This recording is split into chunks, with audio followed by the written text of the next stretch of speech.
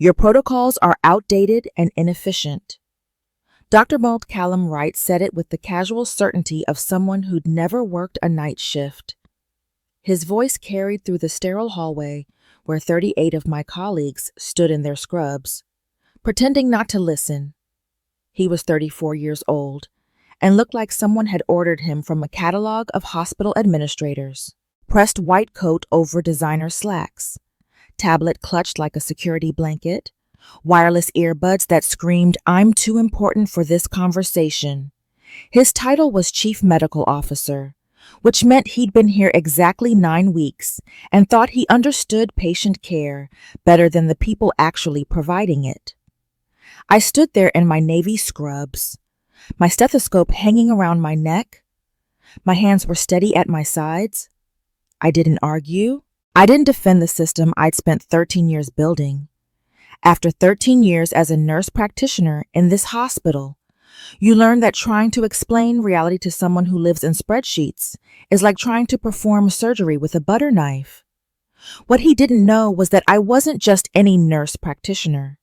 I was the reason their accreditation hadn't been revoked, the one who'd built every patient safety protocol they relied on. And in exactly 19 days, he'd understand why you don't fire the person who keeps a hospital from killing people. I'm Elena Reyes. My official title is Senior Nurse Practitioner and Clinical Protocols Director at Riverside Memorial Hospital. Sounds bureaucratic, right? It's a polite way of saying I'm the person who makes sure our clinical practices don't kill patients or violate federal regulations. I'm the invisible safety net beneath a 300-bed medical center. My job is to translate medical best practices into workflows that overworked staff can actually follow, to create protocols that prevent deadly mistakes, to ensure we're compliant with 97 different regulatory requirements. For 13 years, I've been the backbone of patient safety at Riverside Memorial. The hospital smells like antiseptic and the faint mechanical hum of ventilators. While everyone else is in glass-walled offices discussing patient satisfaction scores and revenue cycle optimization, I'm on the floors making sure nurses know what to do when a patient's blood pressure crashes. I'm the reason our medication error rate is 0.03% instead of the national average of 0.7. I'm the reason we haven't had a patient fall, resulting in serious injury in 4 years. I'm the only person who understands how our clinical protocols interface with our electronic health record system. The safety system I built is complex and critical. It's integrated into every aspect of patient care, medication administration protocols, fall prevention algorithms, sepsis screening criteria, rapid response triggers, surgical safety checklists. When I started here 13 years ago, Riverside was using paper-based protocols from the 1990s. Nurses were following outdated procedures because that's what they'd always done. Medical errors were significantly above national benchmarks. We'd failed 2 Joint Commission surveys and were on probation for accreditation. I spent 5 years rebuilding everything from the ground up, creating evidence-based protocols that actually worked in real hospital environments, training hundreds of staff members on new procedures, integrating everything into the electronic health record so safety checks happened automatically. It worked so perfectly that people forgot what it was like before. They forgot that medication errors used to be weekly occurrences. They forgot that we used to have sentinel events that required root cause analysis and action plans. That's the problem with excellent patient safety work. When nobody dies, people assume nobody ever could die. They forget there's a person constantly monitoring, updating, training, preventing the catastrophes that never happen. I completed 217 protocol implementations during my time here, every single one evidence-based and validated, every single one still protecting patients today.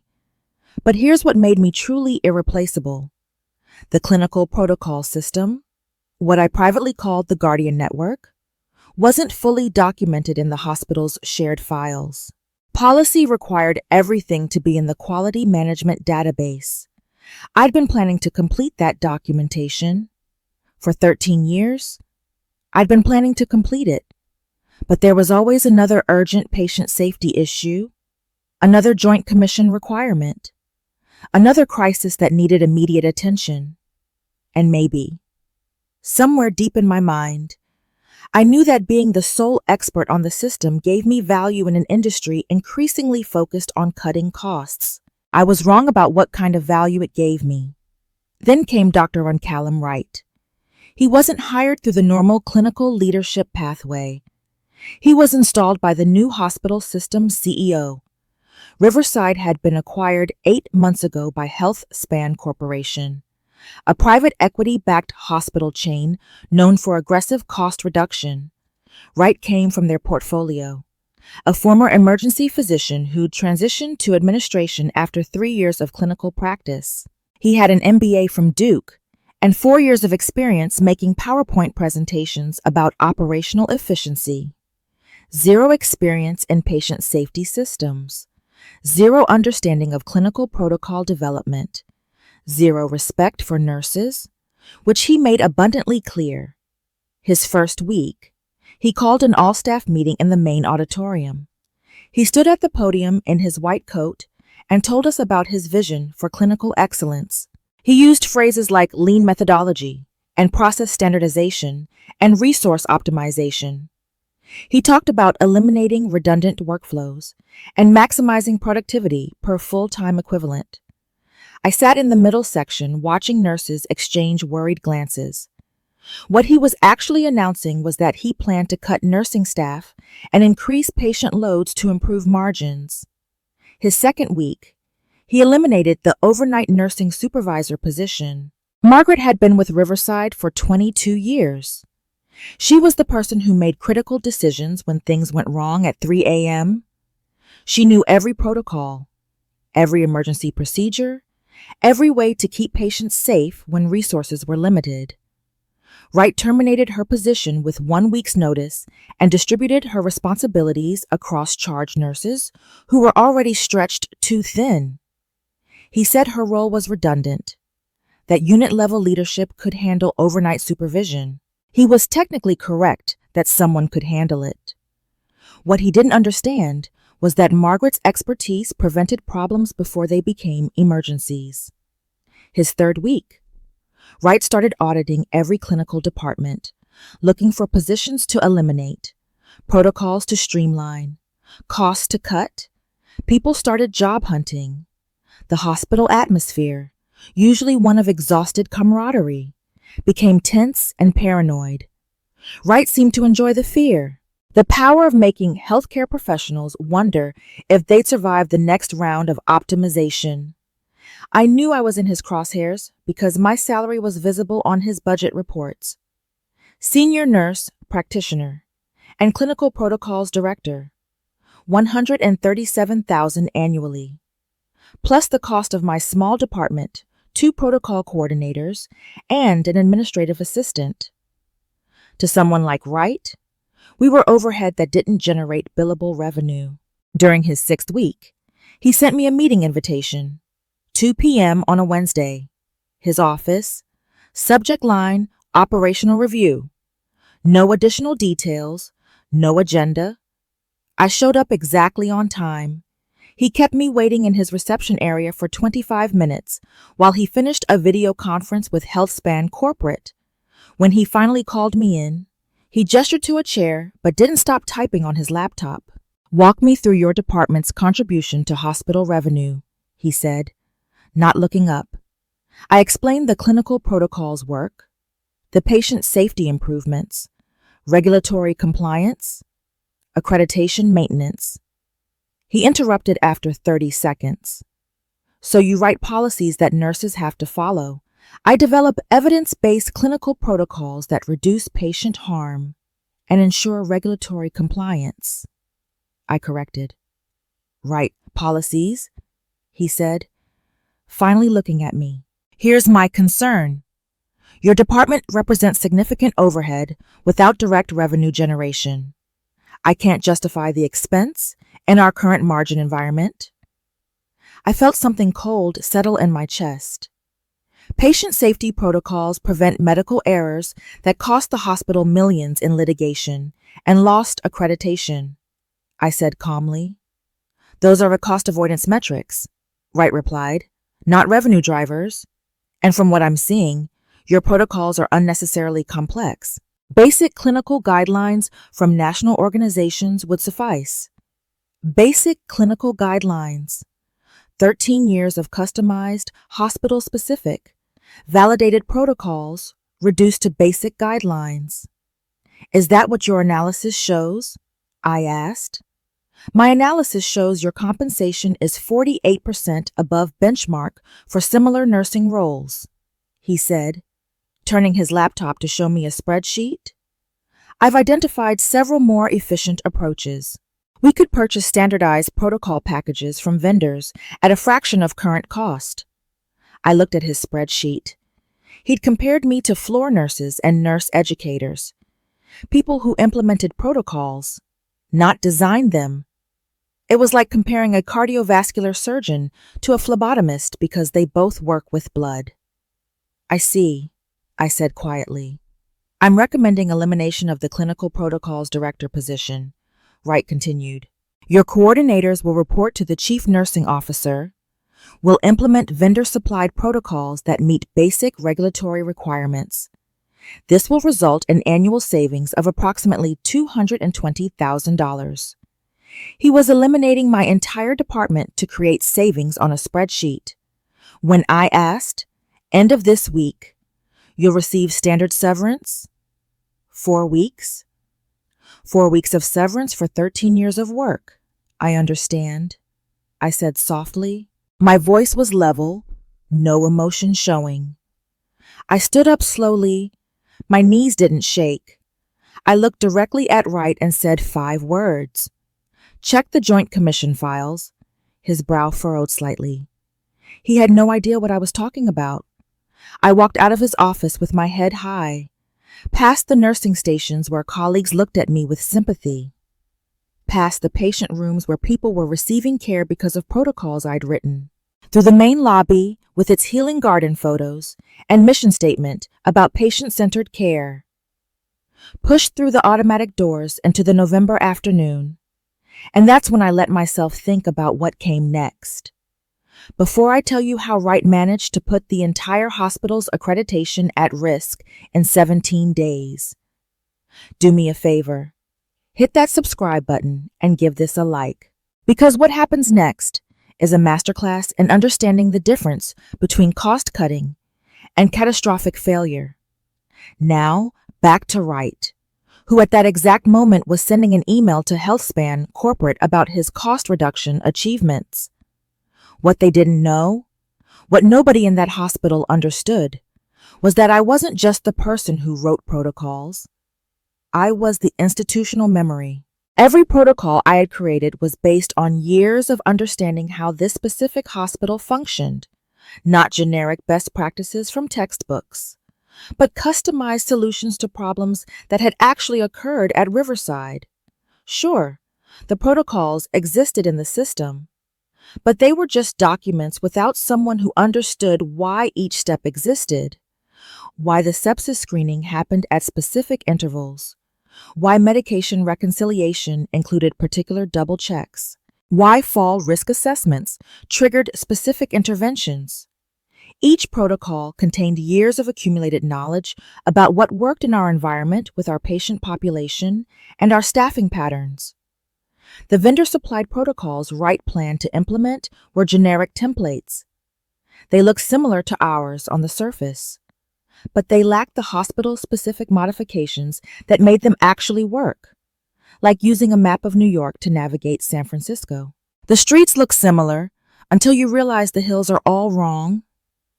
Here's what Wright didn't understand about patient safety. He thought protocols were like recipes. You follow the steps, you get the result. But hospital care is chaos constantly threatening to become tragedy. Protocols are more like guardrails on a mountain road. They prevent disasters without most people noticing they're there. until someone removes the guardrails and cars start going over the cliff. I'd built those guardrails over 13 years, customized to Riverside's specific curves and cliffs. Wright was about to replace them with generic barriers that didn't quite fit. I was home by 3 p.m.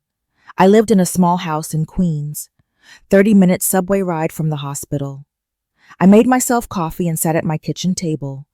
My personal laptop sat in front of me, logged into professional nursing forms and Joint Commission updates. Not the hospital's systems. Those were locked to me now, but public information that showed me what Wright would be facing. I estimated it would take about 2 weeks. That's how long before someone would notice the vendor protocols didn't account for Riverside's specific patient population and operational realities. Small problems would start appearing. Medication errors that our old protocols prevented. Patient falls that our customized risk assessments had identified before they happened. By the time anyone realized something was systematically wrong, it would be too late to fix it quickly. I was wrong about the timing. It took 9 days. On Tuesday of the second week, my personal phone buzzed with a text. From Carla, one of the ICU nurses I'd trained. Elena, we had a medication error today. First one in 8 months. The new protocols don't have the double-check steps you built in. Everyone's confused. I didn't respond. 30 minutes later, another text. This time from James in the emergency department. The new fall risk assessment doesn't work for our patient population. We had 2 falls this weekend. Admin is freaking out. I put my phone face down and finished my coffee. By Wednesday, according to Carla's increasingly concerned messages, the Patient Safety Committee had called an emergency meeting. The vendor protocols weren't working. Staff were confused about procedures. Error rates were climbing, and nobody knew how to fix it because nobody understood why the old protocols had been designed the way they were. The young quality manager Wright had assigned to oversee protocols had no clinical background. She could read the documents, but had no idea how to modify them for hospital-specific needs. The weekend brought the crisis everyone feared. A sentinel event.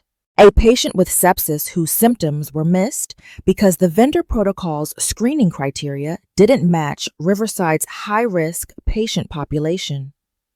By the time someone recognized the sepsis, the patient was in septic shock. They survived, but barely, and it triggered mandatory reporting to both the State Department of Health and Joint Commission. Monday morning, I woke up to 49 missed calls, not to my personal cell. I changed that number to my old work phone, which I'd accidentally forgotten to return when they terminated me. The voicemails were a progression of desperation. The first few were confused. Quality managers asking if I knew where certain protocol documentation was stored. Then they got urgent. Wright's voice, stripped of his usual condescension. Elena, we need to discuss the clinical protocols immediately. Please call back as soon as possible. Then they got panicked. The CEO, Patricia Morrison, who I'd barely ever spoken to. Ms. Reyes, this is Patricia Morrison. We have a critical situation and need your expertise urgently. Please contact me directly. I deleted them all, made breakfast, read the nursing journals, checked the State Health Department website. Riverside Memorial was now under investigation for the Sentinel event. It was Wednesday before I learned what those 2 weeks looked like from inside. A former colleague met me for coffee and told me everything. The Monday after I left, Wright held a mandatory training for all clinical staff. 2 hours in the auditorium, going through the new vendor-supplied protocols. The presentation was slick, professional, full of corporate branding.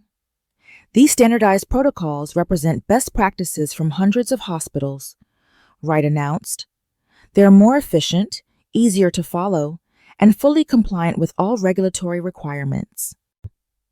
Carla raised her hand from the middle section.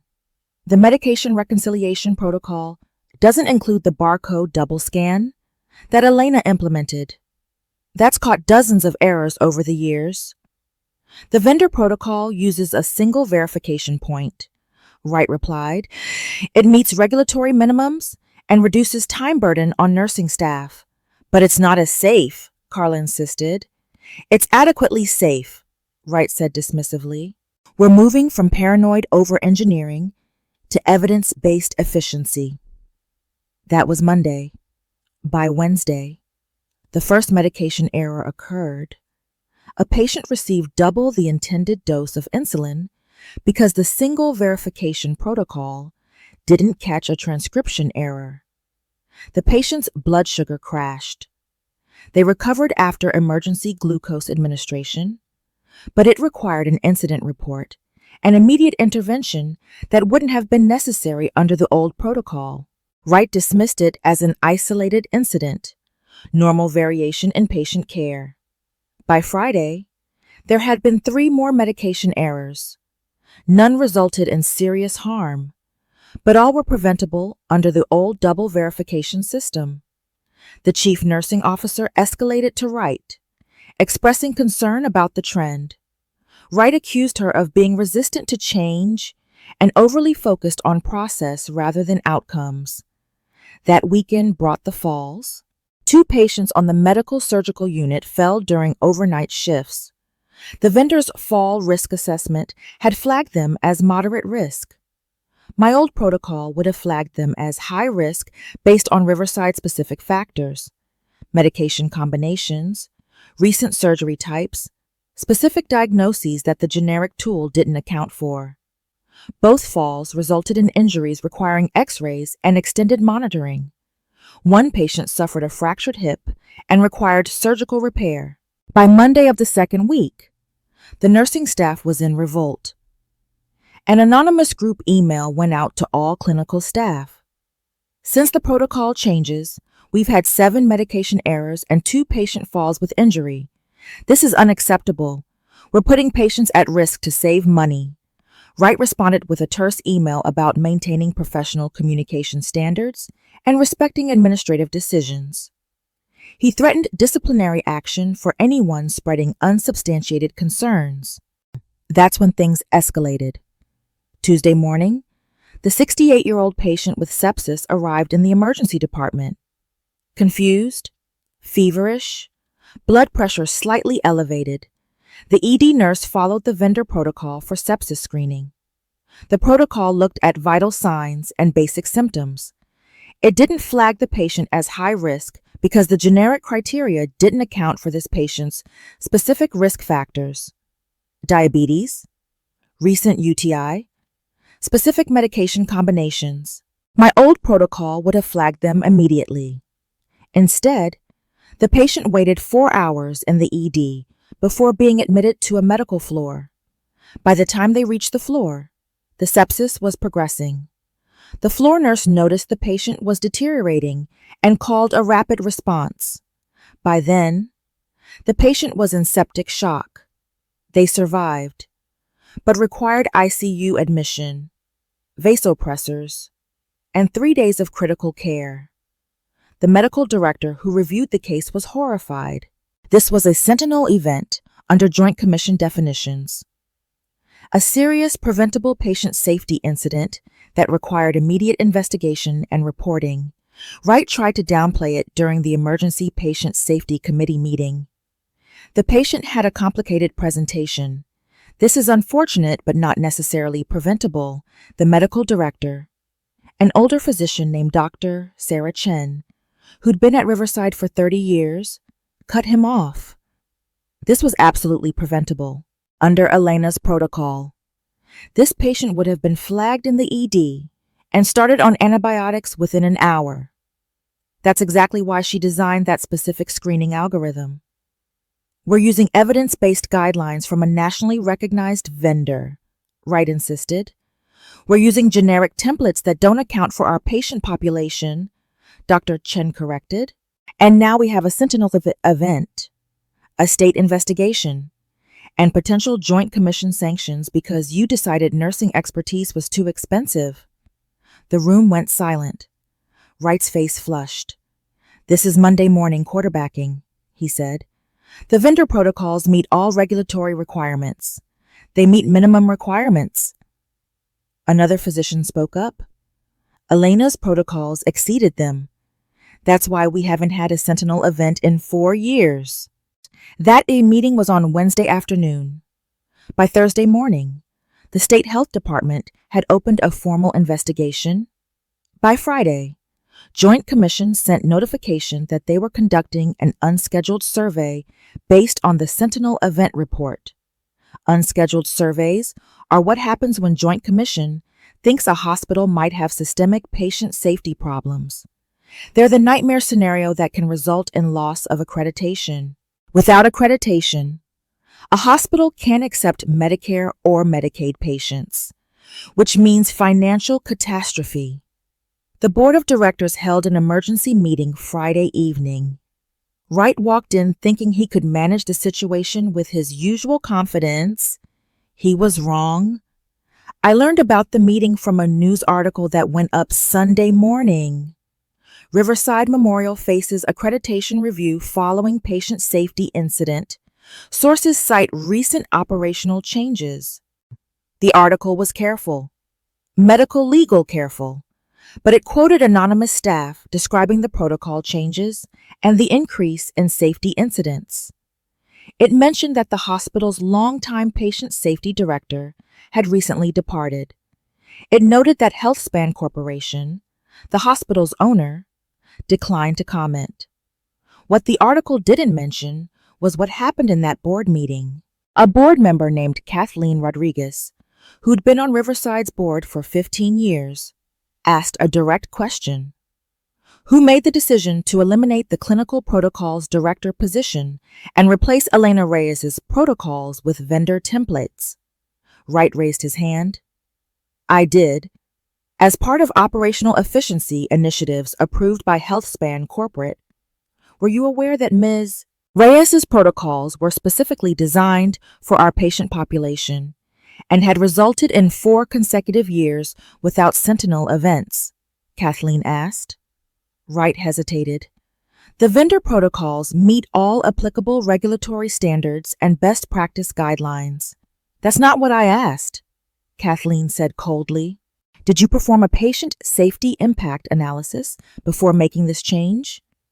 I reviewed the financial impact and determined that standardized protocols would provide adequate safety at lower cost.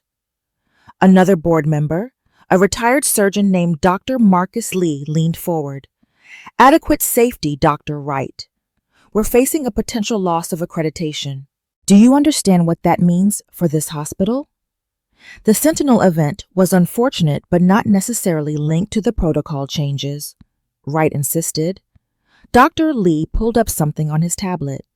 I requested the incident data from the past 3 weeks. 7 medication errors, 4 patient falls, 2 with injuries, and 1 Sentinel event. In the 13 years before Elena left, our average was 0.3 medication errors per month and 1 fall with injury every 6 months. He looked up at Wright.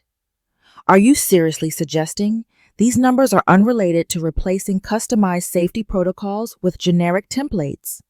The room was silent. CEO Patricia Morrison stood up. Here's what's going to happen. We're going to bring Elena Reyes back immediately. We're going to restore her protocols. And we're going to hope that Joint Commission doesn't revoke our accreditation while we fix this disaster. She looked at Wright. And you and I are going to have a very serious conversation about the difference between cost-cutting and patient safety. That's when my personal cell phone rang. Sunday afternoon, caller ID showed Riverside Memorial Hospital. I answered. Ms. Reyes, this is Patricia Morrison, Hospital CEO. Her voice was professional, but I could hear the stress underneath. I'm calling about your recent departure and to discuss bringing you back immediately. I'm listening, I said. We need your expertise to restore our patient safety protocols and prepare for an unscheduled Joint Commission survey. I'm authorized to offer you your previous position with enhanced compensation and a formal apology for the circumstances of your departure. Enhanced compensation. That was interesting, but it wasn't nearly enough. I appreciate the offer, I said calmly, but I have specific requirements. What do you need? Patricia asked. First, a written apology from Dr. Wright, circulated to all staff, acknowledging that his characterization of my work as unnecessary was incorrect. Agreed, she said immediately. Second, restoration of my position as Clinical Protocols Director with elevation to Vice President level, reporting directly to you, not to Wright. There was a pause. Agreed, she said. Third, a 5-year contract with compensation increased to $190,000 annually, plus restoration of my department with expanded staff. I need to discuss with the board, Patricia said. Fourth, and this is non-negotiable, Dr. Wright has no authority over clinical protocols, patient safety initiatives, or any nursing personnel. Long pause. Miss Reyes, I can't remove him from his CMO position without board approval. I'm not asking you to remove him, I said. I'm telling you the conditions under which I'll return. Otherwise, you can explain to Joint Commission why you eliminated your patient safety expert right before a Sentinel event. I'll call you back, Patricia said. She called back 2 hours later. The board has approved all your terms. Dr. Wright will retain his CMO title but will have no oversight of patient safety or clinical protocols. Those functions will report directly to you, and you'll report directly to me. When do you want me to start? I asked. Can you be here tomorrow morning? Joint Commission arrives Tuesday. I'll be there at 7 a.m., I said. Thank you, Elena. We should never have let you go. No, I agreed. You shouldn't have. I walked into Riverside Memorial Monday morning through the same automatic doors I'd exited 19 days earlier. Security recognized me and smiled. Miss Tia Reyes, welcome back. Good to be back, I said, and the elevator ride to the administrative floor felt different. I wasn't walking into a termination meeting. I was walking into a situation where I held all the cards. Patricia Morrison met me in the executive suite. She was in her late 50s, silver hair pulled back severely, wearing a dark suit that meant serious business. Thank you for coming, she said, shaking my hand firmly. I'm sorry for what happened. It was a mistake. We went directly to the main conference room. The entire patient safety committee was there. Dr. Chen, the chief nursing officer, the quality managers, 2 other physicians, the infection prevention director. They all looked exhausted, the kind of exhaustion that comes from fighting a losing battle. When they saw me, relief flooded their faces. Show me everything, I said bruma, sitting at the head of the table. Dr. Chen pulled up the incident reports on the screen. Since the protocol change, we've had 7 medication errors, 4 patient falls with 2 injuries, the Sentinel event, and numerous near misses that staff are reporting informally. Joint Commission arrives tomorrow for a 3-day survey. What's the current protocol status? I asked. Still using the vendor templates. We didn't want to make changes without your input, but staff are terrified we're putting patients at risk. I nodded, opening my personal laptop. Okay, here's what we're doing. First, immediate restoration of my original protocols, all of them. I have backups. Second, mandatory refresher training for all clinical staff on the restored protocols. We have today to prepare. Third, documentation for Joint Commission showing that we identified the problem, corrected it, and implemented oversight to prevent recurrence. For the next 14 hours, I rebuilt the patient safety infrastructure. It wasn't pretty.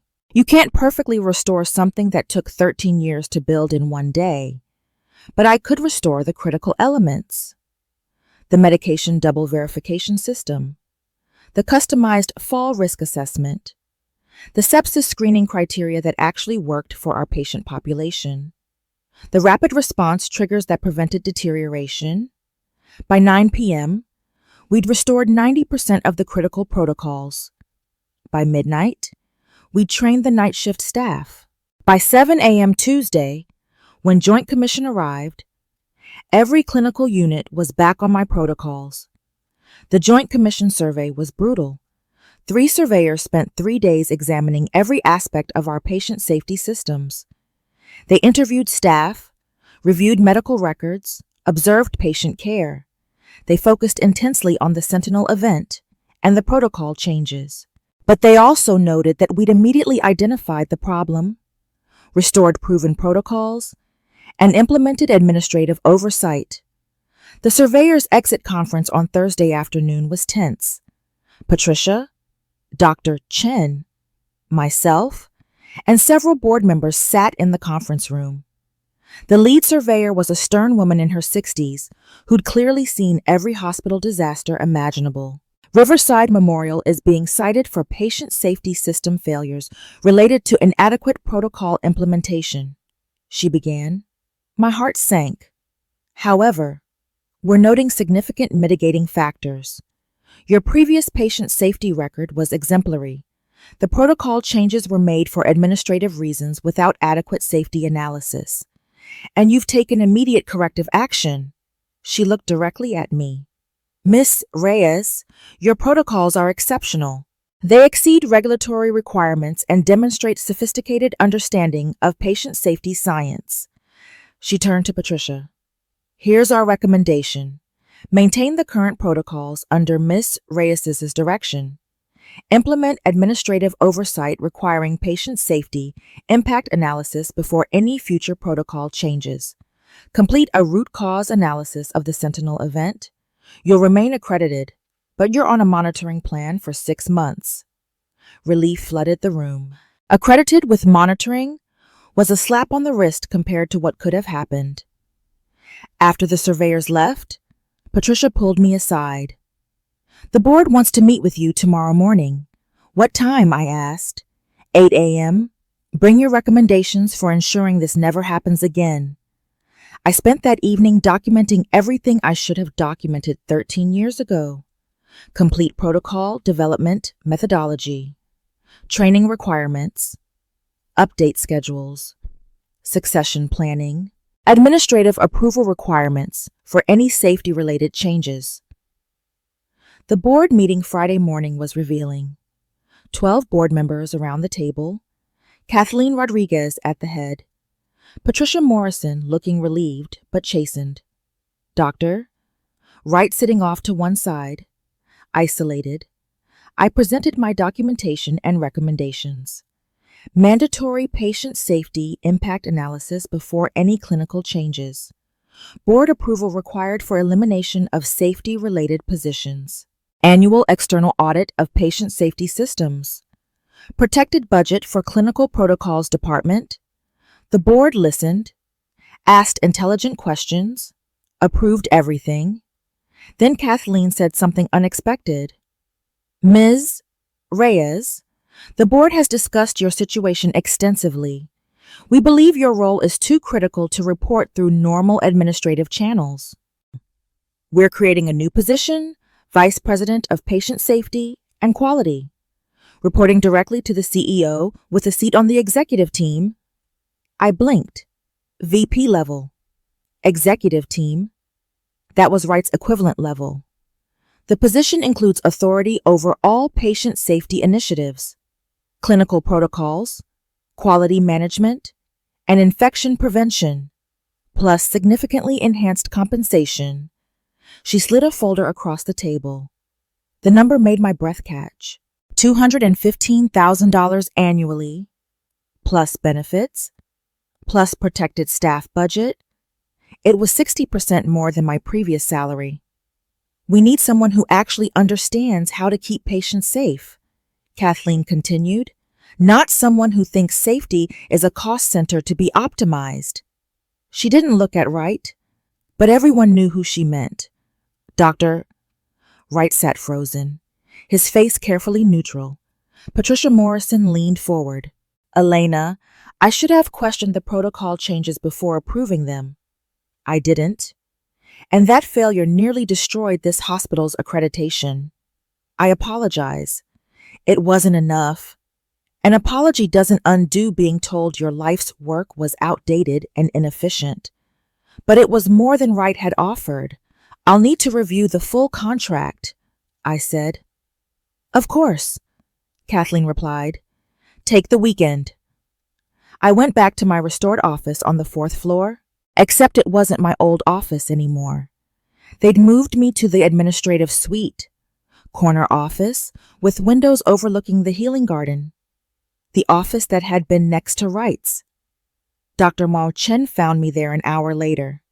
So the rumor is you're the new VP of Patient Safety. Looks like it, I said. What's happening with Wright? He's still CMO technically, but his authority over nursing and patient safety has been transferred to you. I heard his office got moved to the other end of the building. The symmetry was almost poetic. Wright had gone from powerful CMO dictating clinical operations to a figurehead with no real authority over patient care. Are you going to take it? Dr. Chen asked. I looked around the office. 19 days ago, I'd been fired from this hospital, called outdated and inefficient, told my 13 years of work was unnecessary overhead. Now I was sitting in the executive suite, being offered a VP position at nearly double my previous salary. Yeah, I said. I am. I called Kathleen that afternoon and accepted. The announcement went out hospital-wide Monday morning. Riverside Memorial is pleased to announce the appointment of Elena Reyes as Vice President of Patient Safety and Quality. Ms. Reyes brings 13 years of patient safety expertise and will oversee all quality, safety, and compliance functions. She will serve on the executive leadership team, reporting directly to the CEO. My inbox exploded with congratulations. Carla from ICU sent me a gif of someone doing a victory dance. Even physicians I'd rarely worked with reached out. But the message I remember most came from Dr. Chen. You earned this 10 years ago. Glad we finally figured it out. Patients are safer with you in charge. My first 6 months as VP were intense, rebuilding the patient safety infrastructure, hiring 3 additional protocol coordinators, implementing the new oversight requirements, training leadership on patient safety, impact analysis. But I also did something Wright would never understand. I gave my existing staff significant raises. I hired 2 more quality specialists. I created a patient safety fellowship program for nurses who wanted to specialize.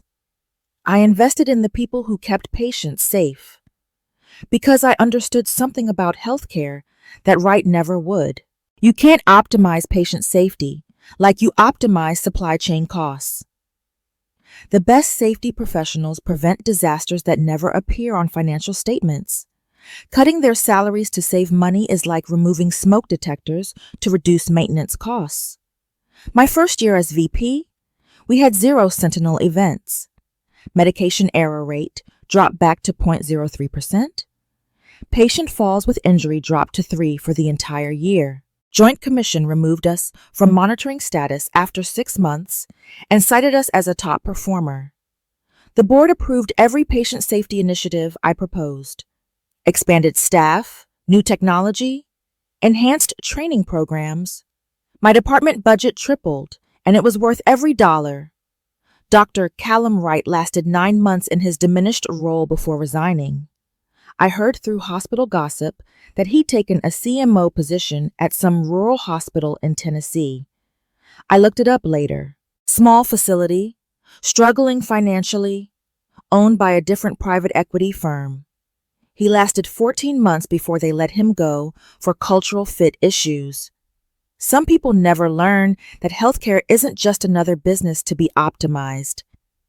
2 years after becoming VP, I was in my office reviewing quality metrics when Kathleen Rodriguez stopped by. She'd remained on the board and chaired the quality committee. I wanted to tell you something, she said, settling into the chair across from my desk.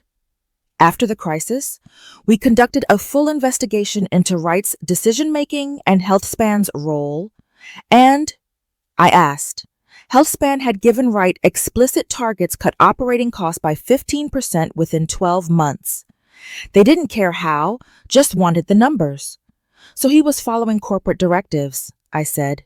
He was following directives without understanding what he was cutting, Kathleen corrected. A competent CMO would have known the difference between wasteful overhead and essential safety infrastructure. Is that why HealthSpan sold the hospital? I asked.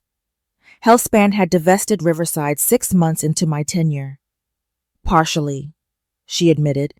After the PR disaster and Joint Commission scrutiny, they decided hospitals were too complex for their usual cost-cutting model. They sold to a nonprofit health system that actually understands patient care. She stood to leave, then paused. You know what I learned?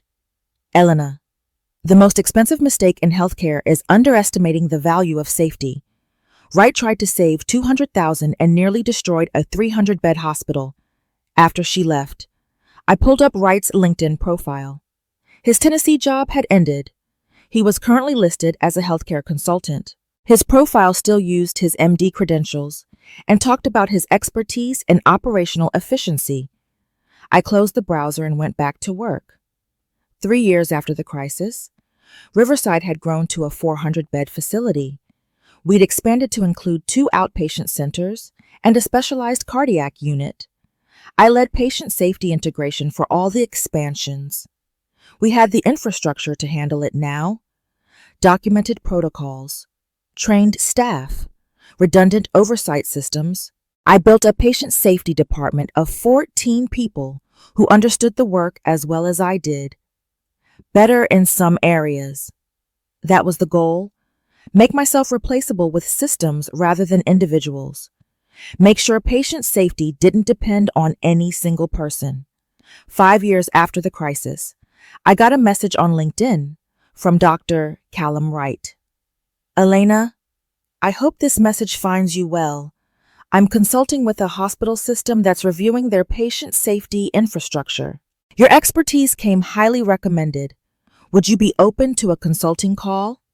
I stared at the message for a long time. Part of me wanted to ignore it. Part of me wanted to remind him about outdated and inefficient protocols. But mostly, I just felt tired of carrying anger. I replied simply, "Thanks for reaching out, but I'm fully committed to Riverside. Best wishes with your project." He never responded. I didn't expect him to. Some endings don't need elaborate closure. Sometimes you just focus on keeping patients safe and let the rest go. I'm still Vice President of Patient Safety and Quality at Riverside Memorial Hospital. 7 years after the crisis, we're a 500-bed regional medical center.